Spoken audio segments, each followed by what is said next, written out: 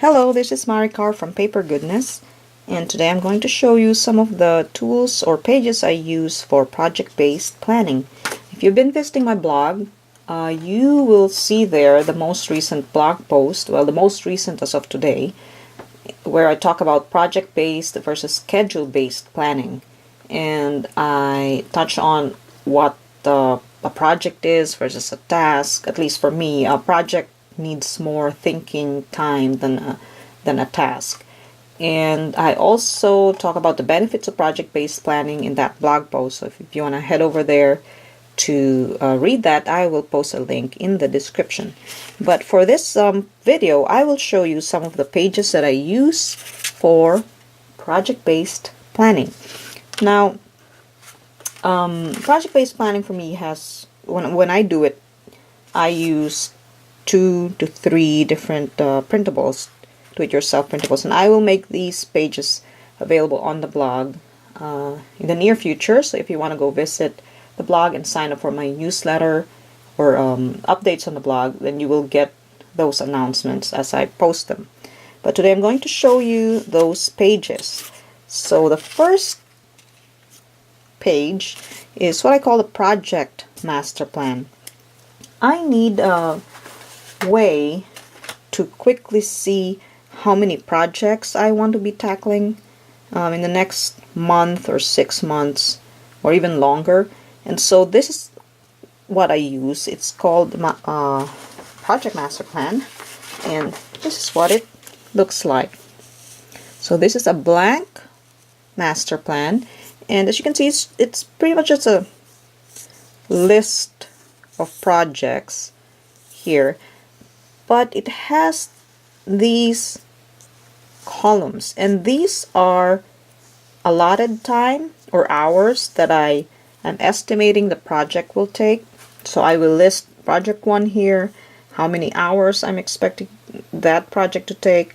You say it's just it's 10 hours or so, then I will block off those number of hours and move down the list.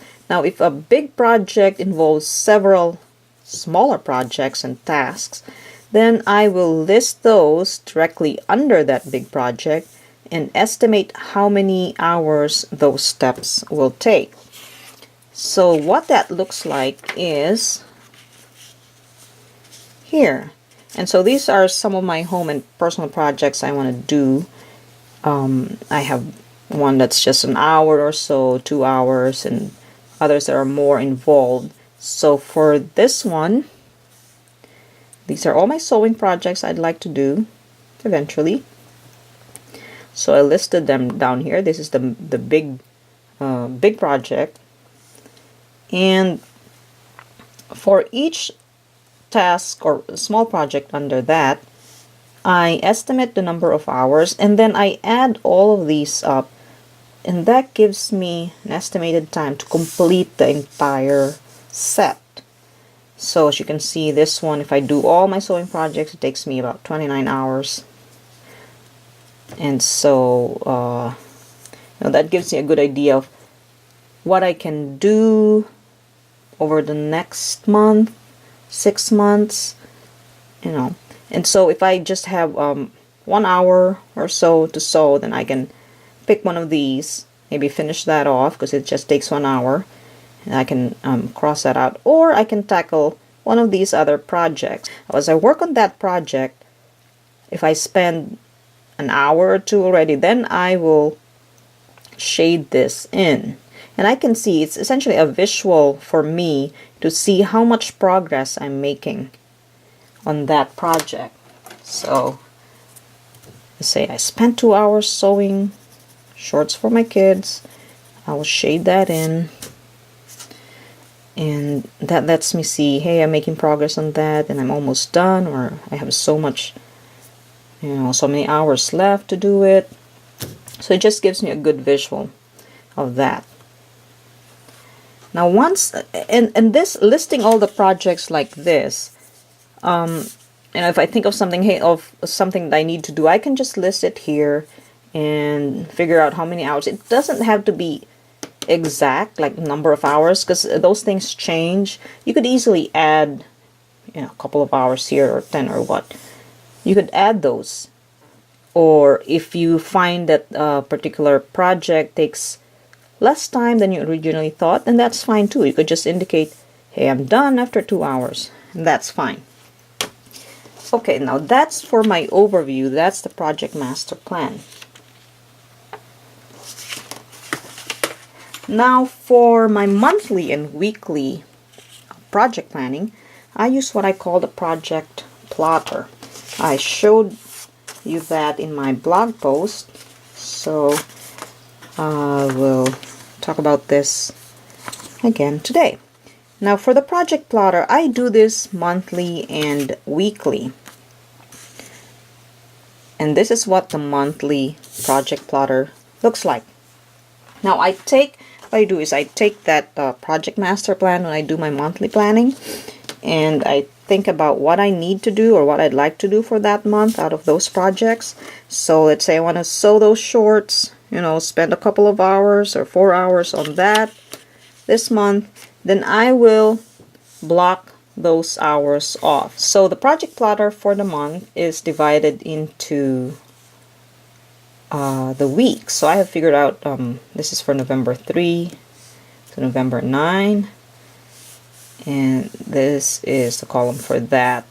Now this column is actually pretty flexible. This can be for 40 hours or 20 hours. So if it's for 40 hours, I just like split each row in half, and so that gives me a pretty good visual of how many hours I have available for that week compared to the other weeks of that month. So if I have a long-term project, I can split that up over the weeks of that month, or let's say I just need to have a project done this month, but it doesn't have to be a specific week, then I can put that into a week that is not quite as busy as the other. So if this week is already filled up, then I'll just put it here or here or here. So that gives me a good overview of the month, and it allows me to balance my projects throughout the month. So after I do my monthly planning, because I plan monthly and then I plan weekly, also plan daily. After I do that, when I do my weekly planning, I look at that list and I go into my weekly project plotter. And this is what that looks like. There. Okay, so for this week, for example, this is the week that we're working on. Now I just look what projects are listed here, and I just transfer those here. Now when I do my monthly planning, it's very rare that I fill up the entire month because I leave time for things that come up every week. And so I transfer the information that's here over to here, and then I add whatever's come up for that week. And I will show you a filled up weekly project plotter. Okay. Now as I complete each project, say I spent 2 hours on this or that, then I will just shade it in. And I can see as the week goes by, hey, I've been able to do this and this and this, and I still have this to do, and I still have so many hours left that I need to do this and that. So it really helps me get a visual of how much I've done already and what I still need to do. And it's, we're all planners, so we like checking off things and highlighting things. It's very encouraging to see those blocks getting filled up with color, because I know I've been able to do something that week that was important to me to do. Now, as I also mentioned in my blog post, when I do this planning, if I can see these blocks getting filled up, then I know that my week is being spent working on my big rocks, because the big rocks or my big goals, the goals that I have set for next month or next 6 months, those are the ones that make it into my project master plan, and they get transferred to the monthly plotter and then to the weekly project plotter. And as I see those slots or those blocks getting filled up, I know that I have been working on the big projects, though the big rocks, the goals, the things that will help me achieve the goals that I've set. And that's very encouraging, very motivating to do. So when I do that every week, my goal is really to have all of that filled up at the end of the week. It doesn't always happen because things come up, and, it's just the way life is. But the more that I fill those up, that means I've been working more and more toward the big rocks that I have set out to do. So that is the way I do my project planning. So it starts with my project master plan, and then when I do my monthly planning, I plot out the number of hours and the projects that I want to do that month, divide it up into weeks, and when I do my weekly planning, those things are transferred into the weekly project plotter and get filled up or highlighted as they are completed. So that is my process for project-based planning. If you have any questions, any comments, feel free to leave those in the comments below, or head on over to the blog, and because I will post this video on the blog as well, and you can comment on that.